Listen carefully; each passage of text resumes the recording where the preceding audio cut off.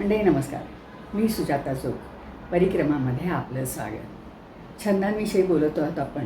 तर आज कृतीपर छंद या तिसऱ्या भागाविषयी आपण बोलू. तर ह्याच्यामध्ये आपल्याला काही जमवायचं नसतं किंवा काही करायचंही नसतं. आपल्याला जे करायचं नसतं म्हणजे तयार करायचं नसतं वस्तू वगैरे. जे करायचं असतं त्याच्यामध्ये आपली शारीरिक आणि मानसिक गुंतवणूक ही जास्त असते. तर असे छंद आपल्याला बघताना समोर लगेच आठवतात ते म्हणजे लेखन वाचन. नुकतीच सविता दामले या अनुवादिका आहेत, त्यांचे अनुभव मी ऐकले. लोकमान्य सेवा संघात कार्यक्रम होता, तर त्या अनुवादक आहेत आणि तो त्यांचा छंद आहे म्हणजे. आणि छंदांचं रूपांतर आता व्यवसायात झालेला आहे.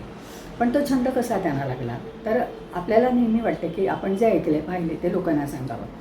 त्यातून आवडलेली पुस्तकं अनुवाद करायचा अशी त्यांना आवड होती त्यांना. त्या नोकरी करत होत्या बँकेमध्ये. बँकेत नोकरी करत असताना 3 किंवा 4 पुस्तकं त्यांनी नोकरी करत असताना अनुवादित केली. आणि 10 वर्षापूर्वी 2013 त्यांना कळलं की आपल्याला हे छान येतं आहे. छापली, ती प्रसिद्ध वगैरे पण झाली. त्यावेळी त्यांच्या लक्षात आलं की आपल्याला हे छान येतं आहे आणि आपल्याला हा छंद आहे. मग त्यांनी बँकेतली नोकरी सोडली आणि अनुवाद करायला सुरुवात केली. तर 2013 ते 2023 या 10 वर्षाच्या काळात त्यांनी 40च्या वर पुस्तकं अनुवादित केली आणि ती वेगवेगळ्या विषयांवरची आहे. म्हणजे कादंबरी कथा असतीलच, त्यानंतर ऐतिहासिक काही आहेत, नंतर काही हे आहेत, आत्मचरित्र आहे, त्यानंतर इतिहास त्या काळातला केलेला आहे त्यांनी. त्यामुळे त्यांना मग गुगलवर वगैरे किंवा नेटवर बरीचशी माहिती शोधावी लागली, कोश शोधावे लागले. कारण शेवटी अनुवाद आपण ज्यावेळी करतो तेव्हा तो आपला वाटावा लागतो, आपल्या भाषेतला वाटावा लागतो. त्यासाठी जी मेहनत लागेल ती त्यांनी घेतली. आता 10 वर्षात 40च्या वर पुस्तकं असतील तर एका वर्षाला किमान 4 पुस्तकं त्यांनी केलीच असणार. म्हणजे 3 किंवा 4 महिन्याला एक पुस्तक त्या पुरं करतात असं त्यांनी सांगितलं. तर हे त्यांचं जे छंद आहे तो त्यांनी अतिशय उत्तम प्रकारे जोपासले. आज चांगले चांगले नामवंत प्रकाशक त्यांच्याकडून अनुवाद करून घेतात आणि त्यांना त्याची खूप हौस आहे, म्हणजे आवड आहे, तो छंद आहे त्यांचा.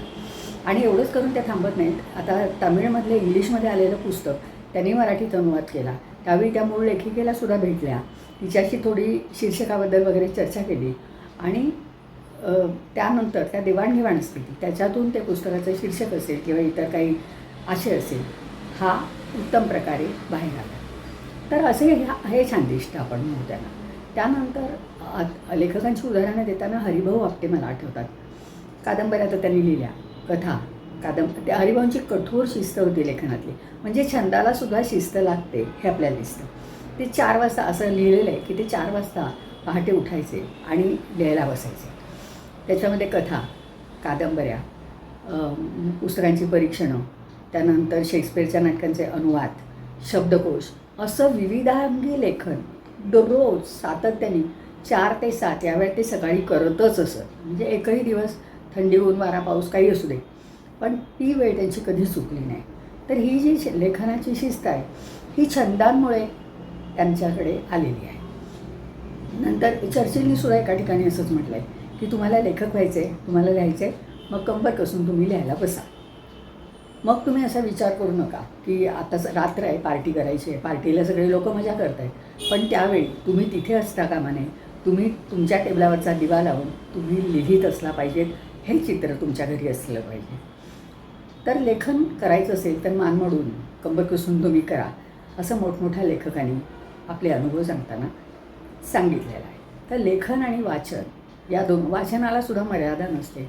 कारण सरोजिनी वैद्यांनी एकदा वर्गात एक वाक्य उच्चारलं होतं, ते माझ्या मनात खूप गेलं आहे की इनपुट नसेल तर आउटपुट नाही. तुम्ही जितकं खूप खूप खूप वाचाल, जितकं पाहाल, तुमच्या मनात जेवढं तुम्ही ग्रहण कराल त्याच्यातूनच तुम्ही लेखनाकडे वळता, त्याच्यातूनच तुम्ही काहीतरी निर्माण करू शकता. तर हा एक लेखन आणि वाचनाचा भाग झाला. पण दुसरा भाग कुठे जातो? आता हे छंद कसे आहेत, त्याच्यात बागकाम येतं, सगळे सगळे खेळ येतात त्याच्यामध्ये. तर खेळांमध्ये सुद्धा काय असते गुंतवणूक तुमची? शारीरिक गुंतवणूक जास्त असते. तर खेळ, त्यानंतर बागकाम तेही त्याच्यात येतं. त्यानंतर मग इतर काहीतरी म्हणू आपण त्याला की बुक ऑफ रेकॉर्ड्समध्ये जातात ना, लिम्का बुक ऑफ असेल किंवा हे असेल, तर त्या दृष्टीनं आता एखाद्या मुलाला सायकल चालवायची आवड आहे, तर सायकल चालवता चालवता थांबू नका त्याला. तर एक वेळ अशी येते की तो सायकल अमुक तास चालवण्याचे विक्रम करतो. मी लहान होते शाळेत, तेव्हा आमच्या आगाशीच्या शाळेत, त्यावेळी अर्नाळच्या ग्राउंडवर एका मुलीचा सायकल चालवण्याचा विक्रम झाला होता. 3 दिवस सतत ती सायकल चालवत होती. आम्ही आपली तिला बघायला जायचो रोज आणि खूप आश्चर्य वाटायचं की कशीही करते हे सगळं, इतके तासनतास ती दमत कशी नाही. पण तिने नेटाने तो विक्रम पूर्ण केला. त्यावेळी अक्षरशः तिचे डोळे पेंगळत होते म्हणजे. तर असा तो छंदातून एक ऊर्जा मिळते आणि ती ऊर्जा तुम्हाला ते पूर्ण करण्यासाठी खूप मदत करते. बागकामाचा एक छंद असाच असतो. लोक वाढवतात, छोटीशी नर्सरी करतात, त्यानंतर तो व्याप त्यांचा खूप वाढतो आणि मग हळूहळू ते छंदाकडे येतं. आता गाण्यासाठी काय लागतं आपल्याला? आवाज चांगला असावा लागतो आणि सुरातालांचं थोडंसं ज्ञान असावं लागतं. बाकी काही लागत नाही ना त्याला. तुम्ही गाणं ऐकून पण गाणं शिकू शकता चांगल्या पद्धतीने. या 2 गोष्टी तुम्हाला आवश्यक आहेत. बरं, हे तुम्हाला येत नसेल पण तालासुराचं ज्ञान आहे, आवाज नाही, पण तुम्हाला गाणं कळतं. तालासुरांचं ज्ञान आहे पण आवाज चांगला नाही, पण म्हणजे याचा अर्थ तुम्हाला गाणं कळतंय. मग तुम्ही उत्तम प्रकारे गाण्याचे समीक्षक पण होऊ शकता. माहिती होऊ शकते तुम्हाला त्याच्यातून. ऐकणं हा पण एक छंद आहे. तर अशा प्रकारे आपापले छंद आपण या प्रकारे जोपासत राहतो. एकाच दिशेने जर तुम्ही चालत राहिलं तर खूप मोठं काम छंदात खूप खूप खूप पुढे जाऊ शकता तुम्ही. लहान मुलं खेळतात ग्राउंडवर आणि त्याच्यातूनच पुढे एखादा सचिन तेंडुलकरसारखा देशाला खूप मोठं बनवणारा असा एक खेळाडू तयार होतो. सगळे खेळाडू अभ्यासात किती होते माहिती नाही, पण ते त्यांच्या क्षेत्रामध्ये त्यांच्या आईवडिलांनी त्यांना प्रोत्साहन दिलं, सतत दिलं. त्यांना असं सांगितलं नाही की तू अभ्यास आधी कर आणि मग खेळ, असं न सांगता त्याला ते स्वातंत्र्य दिलं. आता मुलांना कसं होतं, पालक भेटतात त्यावेळी ते म्हणतात नाही आम्ही त्यांच्या आवडीचं त्यांना शिकायला देतो. अगदीच मान्य आहे, आवडीचं देता, पण तुम्ही ते बदलायला लागले की तुम्ही आता एखादा मुलगा असतो तर शेजाऱ्याने घातला पालक पण घालतो, तो मागे लागतो की नाही तो जातो ना फुटबॉल खेळायला, मला पण जायचं आहे. मग आपण देतो त्याला की हां ठीक आहे, त्याला आवडतो. मग काही दिवसांनी त्याला असं वाटतं की नाही फुटबॉलमध्ये काय मजा नाही, आता आपण क्रिकेट खेळूया. मग तो घरात येऊन सांगतो की मला फुटबॉल नको, मला क्रिकेट खेळायचं आहे. मग काही दिवसांनी तो आपण तरी मान्य करतो. मग थोड्या दिवसांनी तो म्हणतो ते नको, मला ना स्विमिंगला जायचं आहे. मग मात्र आपण रागावतो आणि आपण त्याला म्हणतो की काय आहे तुझं चाललं आहे, सारखं बदलतोस काय, एकदा नीट ठरव ना तुला काय करायचं ते. पण तसं नसतं. मुलांना निवड करू द्या, त्यांना स्वतःवर प्रयोग करू द्या, त्यांना आवडेल ते. आणि एक वेळ अशी येईल की ते तिथे थांबतील, ते म्हणतील नाही हे मला खूप आवडते, हे मी करणार आहे. मग त्यांना तेवढं स्वातंत्र्य आपण दिलं पाहिजे. आता ह्या वेगवेगळ्या स्पर्धा टी व्हीच्या चॅनलवरनं आपण गाण्याच्या वगैरे बघतो. कुठली स्पर्धा म्हटली ना ती त्याला ताण येतात मनावर, मुलांच्या मनावर. खूप मुलं असतील, मोठी माणसं असतील. स्पर्धा म्हटली की रिझल्ट आला, रिझल्ट म्हटला की आपण वर येऊ की नाही, 1 नंबर येऊ की नाही, मग लोक काय म्हणतील, गेला मोठा नाचत नसत आणि काहीच नाही ना मिळालं. तर ही एक मनामध्ये भीती आणि ताण असतो. मग तो 100% आपण देऊ शकत नाही. आपण म्हणतो हाफ हार्टेड की आपण प्रयत्न करत असतो, पण त्याचवेळी आपलं लक्ष बरोबर आहे, ध्येयाच्या ध्रुवताऱ्याकडे लक्ष असलं पाहिजे वगैरे, ठीक आहे. पण ते लक्ष असताना ते लक्ष मला किती मिळणार आहे याकडे नाही असलं पाहिजे. असा कामा नये. मला हे करायचं आहे, मला माझ्या मजेसाठी, मला आनंदासाठी करायचं आहे आणि जितकं होईल तितकं मला पुढे जायचं आहे. अशी जर परिस्थिती असेल तर आपण जास्त पुढे जातो. आता स्पर्धांमधून काय येतं, ती मुलं जी कोणी पहिली दुसरी वगैरे काहीतरी येतात त्यांना अवॉर्ड्स मिळतात. पण बाकीची मुलं पुढे जातात का सगळी? ज्यांना खरी आवड आहे तेच जातात फक्त. बाकीची मुलं ठीक आहे सोडून पण देत असतील, आपल्याला माहिती नाही त्यांचं काय होतं. हा सुद्धा एक विचार करण्यासारखा विषय आहे की या मुलांचं पुढे काय झालं. 100-100 मुलं निवडतात की बाकीची मुलं आता काय करतायत. त्याचं कारण असं आहे की आपण त्यांना स्पर्धातनं नाही टाकलं पाहिजे. इतक्या लहान वयापासून स्पर्धेत नका टाकू आधी. त्यांना शोधू दे त्यांचा मार्ग, शिकू दे त्यांना. तर असं एक मला तरी निदान असं वाटतं की कुठल्याही स्पर्धा, म्हणजे याचा अर्थ स्पर्धेत भाग घ्यायचा नाही का. मग स्कॉलरशिपच्या परीक्षा का असतात त्या आवश्यक आहेत, कारण त्यातून तुम्हाला फी मिळणार असते, तुमचा शाळेचा खर्च सुटणार असतो, म्हणून त्या स्कॉलरशिपच्या परीक्षा ठेवलेल्या असतात. त्यासाठी त्यांना पाठवलं पाहिजे. ते त्यांच्या मनाविरुद्ध असलं तरी त्यांना करायला लावलं पाहिजे. हे वेगळं झालं. पण बाकी जो छंद जोपासायचा आहे त्यासाठी आपण त्यांना स्वातंत्र्य दिलं पाहिजे आणि त्यांना हसता कामा नये, त्यांना नाउमेद नाही करायचं. नाही करायचं तुला हे, मग ठीक आहे ना, मग ते कर, तुला आवडेल ते कर. आणि तुला आवडेल ते कर म्हटल्यानंतर आता याच्यामध्ये कसं होतं की ट्रेकिंग, त्यानंतर सायकलिंग, आता घाटांचे राजे वगैरे पूर्वी त्या स्पर्धा असायच्या. खंडाळ्याच्या घाटातनं सायकलवाले असायचे, स्पर्धा असायच्या, त्या असायच्या. पण त्याच्यातनं सुद्धा खूप मुलं मजा म्हणूनच त्याच्यातनं जास्त भाग घेत असत. तर असं स्वतःच्या आनंदासाठी काहीतरी.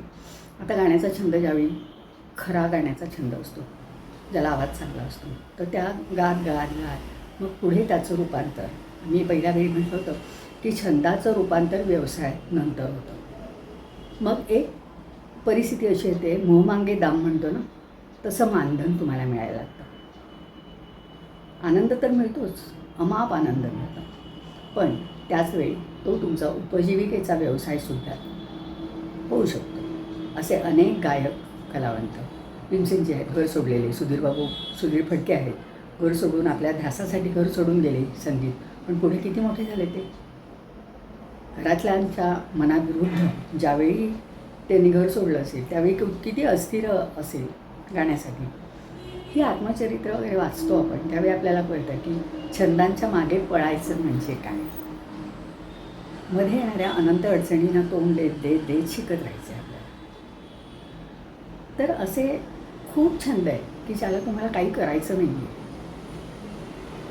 वस्तू तयार करत बसायचं नाही आहे, त्या कुणाला द्यायचे हा प्रश्न नसतो, त्या श्रम करायचे. मग आपलं नेमबाजी असेल, नंतर हे वेगवेगळे खेळ, ऑलिम्पिक असेल, ऑलिम्पिकमध्ये तर कितीतरी मेडल्स मिळवली जातात, आपली मुलं मिळवतात, छंदातून ती पुढे आलेली असते. त्यानंतर मॅरेथॉनसारख्या स्पर्धा होतात, याच्यामध्ये तर लेवल असतात, म्हणजे तरुणांसाठी वेगळं कमी जास्त अंतर असतं, त्यात तरुणांसाठी जास्त असतं, ज्येष्ठ नागरिकांसाठी असतं, मधल्या वयासाठी असतं. तर त्या काही लोक जे असतात ते धावणारे ते त्यात भाग घेतात आणि भाग घेण्याचा आनंद मिळतात. त्या दिवशी आपण पाहतो टी व्हीवर की हजारो माणसं धावत असतात. हे केवळ छंदापोटी होऊ शकतं. आपण भाग घेतला हे सांगायला पण छान वाटतं ना, की अजूनही धावतो आहे आपण. ज्येष्ठ आम्हाला सांगायला खूप आनंद वाटतो आहे की ज्येष्ठ नागरिकांच्या ज्या संस्था आहेत ती मंडळी सतत काही ना काहीतरी करत असतात. मी छंदांविषयी बोलते म्हटल्यानंतर माझ्या एका वर्गमित्राने एक क्लिप पाठवली मला. त्याच्यामध्ये 2 ज्येष्ठ नागरिक स्वतःच्या आवाजात खूप छान गाणी म्हणत होते, एकामागोमागे 8-10 मिनटाची क्लिप होती. ते स्वांतच सुखाय असे ते गात होते. ते काही नामवंत कलावंत नव्हते, ते आपल्यासारखेच कोणीतरी होते आणि ते गात होते या वेळेला. ते पाहताना पण मला छान वाटलं की छान आहेत लोक, असे मजा करायचे. तर छंदांमध्ये आपण आपला जीव रमवला तर आयुष्य खूप सार्थकी लागतं, आनंद होतो, आपल्याला आनंद मिळतो. आणि आणखी पुढे जायचं असेल, आपल्याला सर्व परिस्थिती अनुकूल असेल तर आपण त्या छंदाचा व्यवसायही बनवू शकतो. हे आपल्याला आता मला असं वाटतं की अनेक उदाहरणं आणि अनेक नामवंतांची आत्मचरित्र तुम्ही वाचली तर तुमच्या हे लक्षात येईल या गोष्टी. आणि आपण ती वाचतो, तुम्हीसुद्धा वाचता, पण ह्या दृष्टिकोनातून आपण ज्यावेळी वाचन करतो तेव्हा आपल्याला वाटतं की नाही आपण हे करूया, करायला काही हरकत नाही. तर छंदांबद्दल मला जेवढं काही सांगायचं होतं किंवा मला माहिती होतं तेवढं मी आज बोलले. आता इथे थांबते. धन्यवाद. पुढच्या वेळी वेगळा विषय घेऊन मी तुमच्यासमोर येईन. धन्यवाद.